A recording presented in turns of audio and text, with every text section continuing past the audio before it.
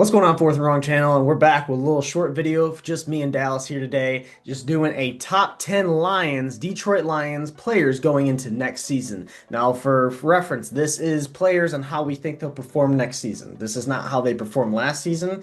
This is just how we think they will be most important and how they will perform on the team this next season, the 2025-2026 season. So let's get started. I have two honorable mentions before we get into the top 10. Honorable mention number one, DJ Reed. He's our corner number one. He's going to play a huge role on this team. And, we've seen what he did on the Jets. He's come into that Carlton Davis role. He's going to be a good asset for this team. And number two, Jack Campbell, linebacker number two, but he's been doing very, very well. Severely underrated, but there's a lot of good players on this team to throw him into the top 10. Dal, start us off at number 10. Number 10, I think it's obvious, David Montgomery. He is the RB2 right now behind Jahmyr Gibbs. He's clearly, in my opinion, the best RB2 in the league. And now he's going to be our power back. He's going to help us down at that goal line. I think he's going to be very efficient, probably averaging 4 to 5 yards up a carry, but he's going to be limited on those carries, so he's got to make the most out of them. So I have David Montgomery at number 10. At number 9, I have Jared Goff. A little low, probably, is what you might think, but there's a lot of star-studded people, and with the offensive coordinator Ben Johnson leaving for the Bears, we know that this new offensive coordinator is going to change Jared Goff up a little bit. It's going to set him back. They're going to have some problems, but I'm not saying Jared Goff's going to have a bad year. I'm just saying that I think that they're going to utilize a lot of other pieces, and he's not going to have as great as a year as he's had, but still, at number 9, I'm saying that's a solid year for Jared Goff. Number 8, we're going Aiden Hutchinson. Aiden Hutchinson's coming off of what could be one of the worst sports injuries ever, but he was also coming off of probably the best defensive season we were going to ever see. He was on pace for 23 sacks. That would have been the NFL record. Now, am I expecting him to do that? No.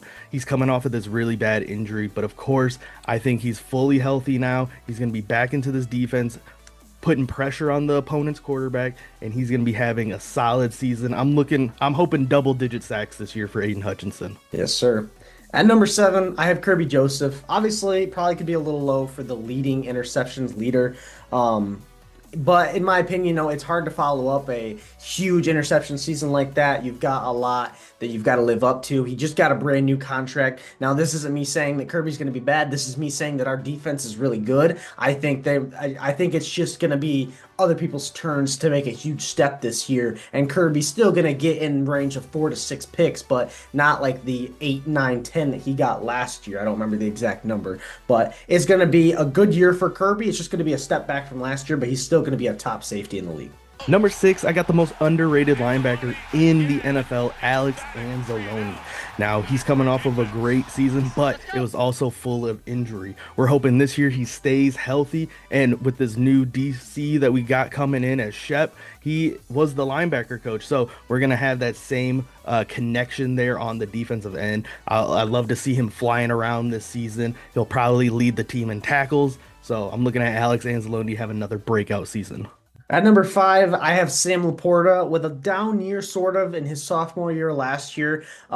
He went from 10 touchdowns his first year to 7 touchdowns his second year. Obviously, he didn't get utilized as much as we thought he would last year. I think with this new offensive coordinator, they're going to be looking to go with something simple a lot, and I think Sam Laporta is going to have a breakout year. He has yet to record an 1,000-yard season. I think this year he finally does. I think he gets over that hump and gets 1,000 yards, and he's just huge in the pass game, the run game, the blocking game, and everything. So I think he's going to have a really big breakout season, and he's one of the underrated people I have making a big step this year.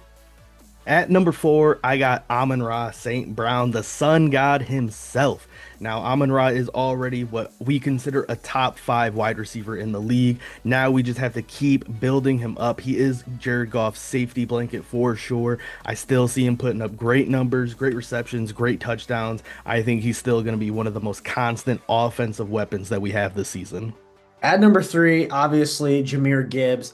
He could be higher, obviously, but, he's still sharing those snaps sometimes with David Montgomery, so a lot of yards/touchdowns could get taken away from him just for that reason. But Jahmyr Gibbs is still going to have a breakout season. He's going to be very well. Even though we lost Frank Ragnow, which could hurt a little bit, we still have a very good offensive line, and he's just a top 3 running back in the NFL right now. We know he's going to put on a good season. We just got to see how he does in this new offense, but he's still got the great stats. He's got the great ability to back it up no matter what. At number two, I got my boy Brian Branch. You see the jersey back there. Brian Branch was on a Defensive Player of the Year campaign before he got hurt. Kirby Joseph helped step up on that defensive end. This year, I'm going full Defensive Player of the Year, at least nominee, in my opinion. This is the breakout year for Brian Branch. Third year in the league. This guy is going to be a ball hawk, hard hitting, forced fumbles. This guy's going to be everywhere.